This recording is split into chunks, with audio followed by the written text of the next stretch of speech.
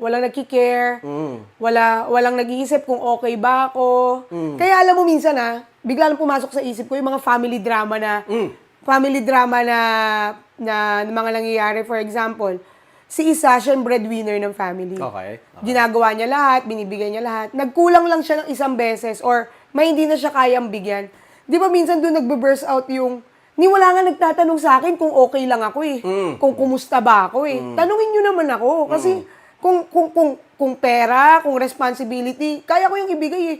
Pero tignan niyo naman ako kasi ako yung lumalaban na para lang makasurvive tayo. Parang hindi na siya tungkol sa pera, hindi na siya tungkol sa kung ano yung nabibigay mo, kundi yung emotional support mo dun sa tao.